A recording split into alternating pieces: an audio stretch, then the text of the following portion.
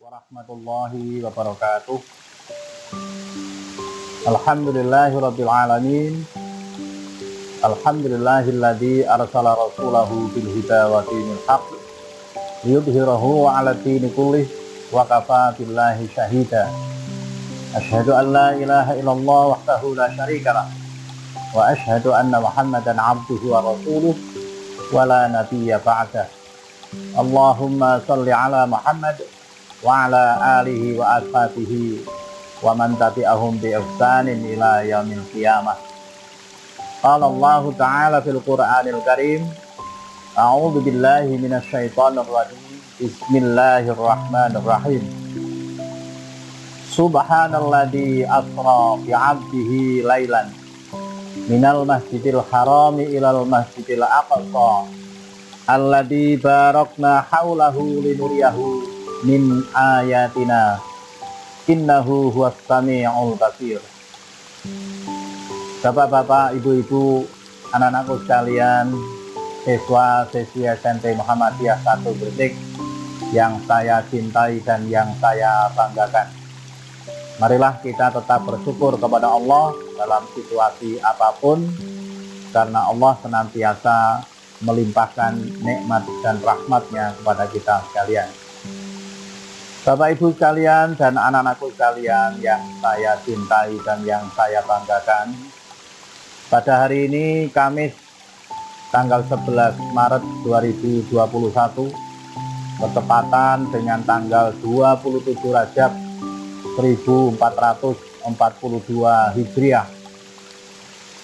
Kira-kira kurang lebih 1400 tahun yang lalu pernah terjadi peristiwa pada masa kerasulan Rasulullah SAW,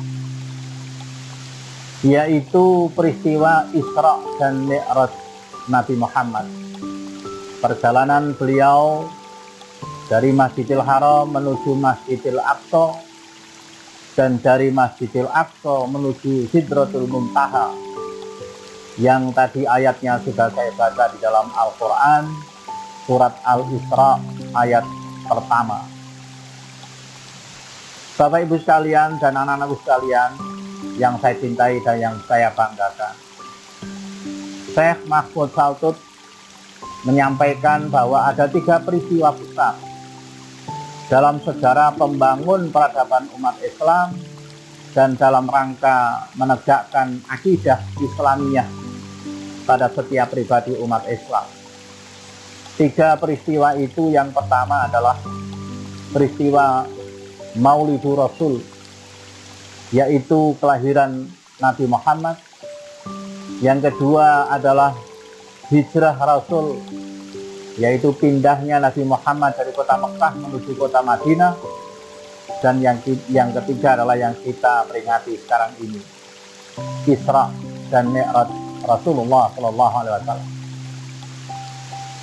Mengapa Maulidur Rasul, kelahiran Rasulullah, sebagai suatu yang sangat penting dalam peristiwa pembangun peradaban umat manusia? Kita tahu bahwa sebelum Rasulullah lahir, pada waktu itu masyarakat Quraisy disebut dengan masyarakat jahiliyah.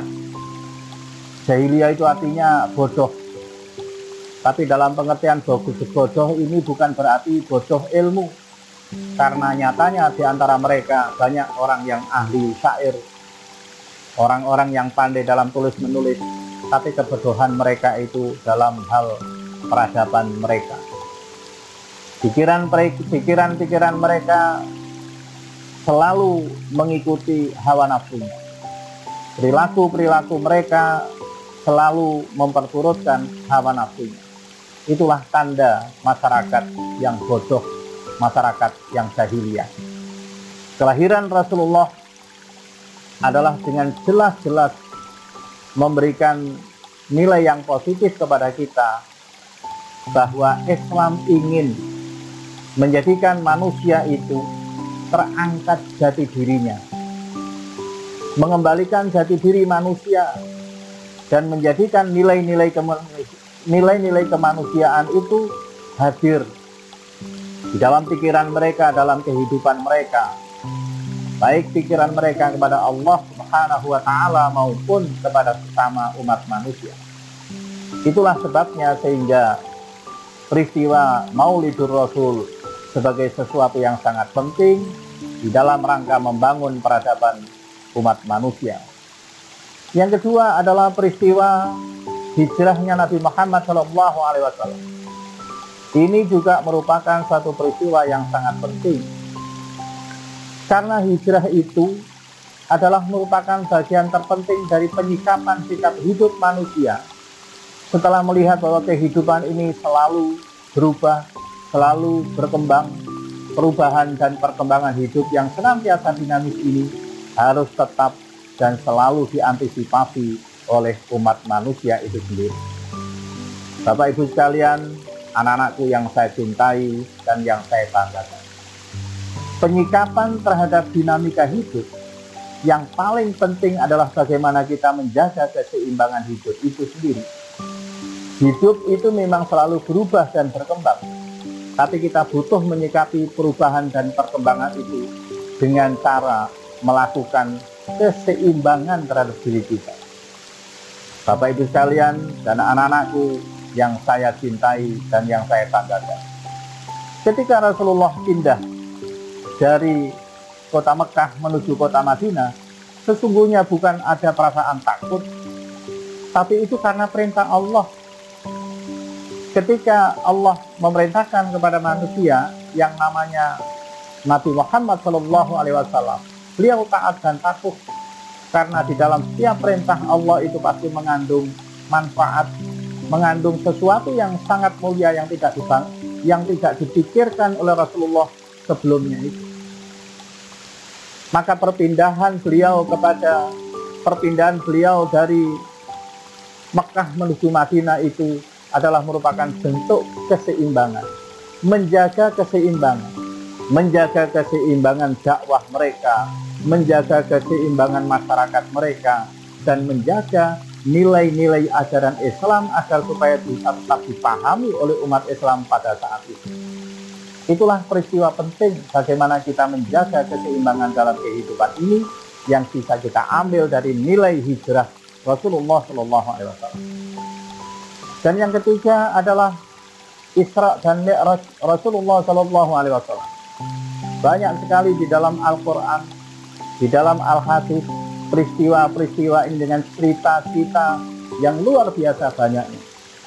Bahkan untuk kepentingan kelemahan, untuk kepentingan melemahkan umat Islam sendiri, orang-orang Yahudi, orang-orang Nasrani juga membuat tulisan-tulisan cerita yang biasa kita sebut dengan cerita Israiliyat.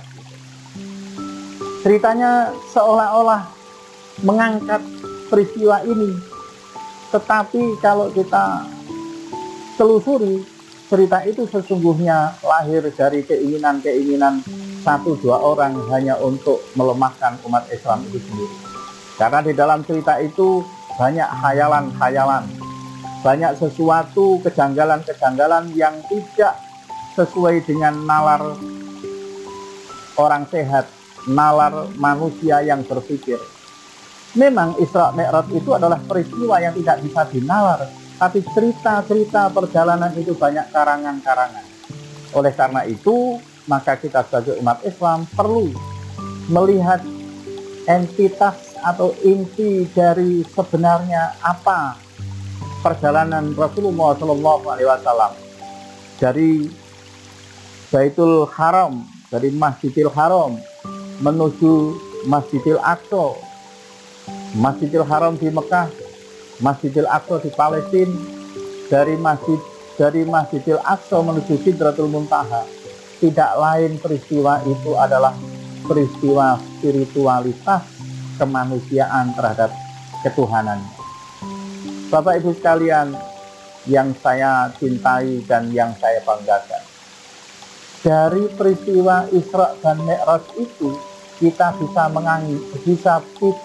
mengambil satu hikmah bahwa pentingnya manusia itu memperkuat jiwa rohaniahnya, memperkuat jiwa spiritualitasnya, lahirnya nilai-nilai ilahiyah dalam pikirannya dan di dalam jiwanya itu. Ini sangat penting.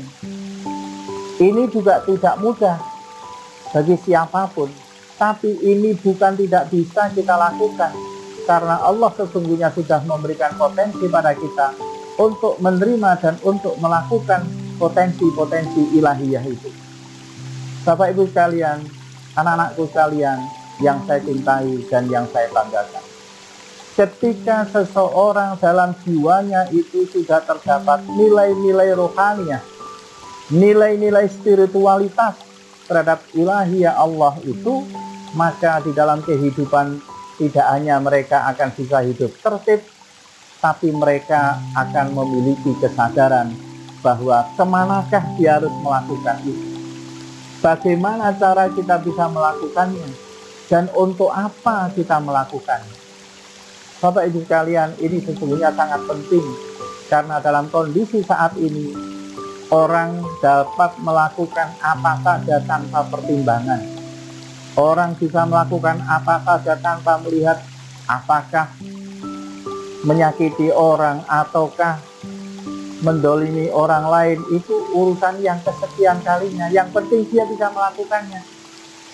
Mereka-mereka yang melakukan semacam itu adalah tandanya bahwa di dalam jiwanya tidak ada spiritualitas rohaniahnya, kosong dari nilai-nilai ilahiyah, sehingga nilai-nilai ilahiyah itu tidak mampu lagi untuk mengontrol sikap hidup kita.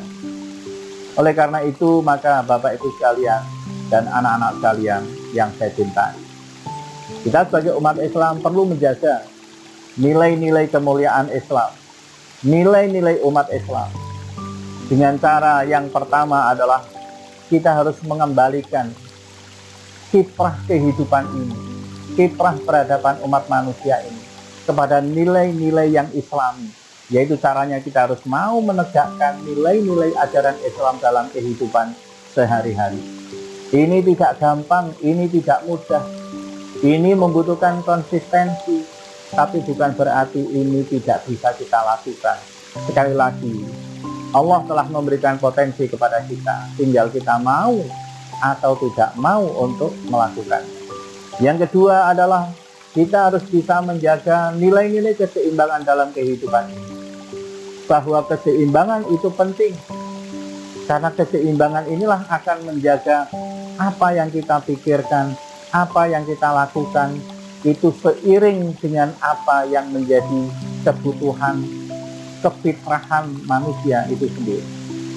Dan yang ketiga adalah kita harus senantiasa menjaga dan selalu mengisi jiwa kita jangan sampai kosong dari nilai-nilai spiritualitas ilahiyah itu. Karena spiritualitas inilah yang akan menjaga kita, memotivasi kita, mendorong kita, dan sekaligus menyadarkan kepada kita bahwa segala sesuatu yang ada di muka bumi ini perlu disikapi, perlu diantisipasi. Semua memang butuh kita miliki, tapi tidak semua kita butuhkan untuk kita amalkan secara keseluruhan. Bapak Ibu sekalian, anak-anak sekalian, mudah-mudahan apa yang saya sampaikan dalam kesempatan ini bermanfaat bagi kita semua, dan kurang lebihnya mohon maaf. Billahi taufiq wal hidayah. Assalamualaikum warahmatullahi wabarakatuh.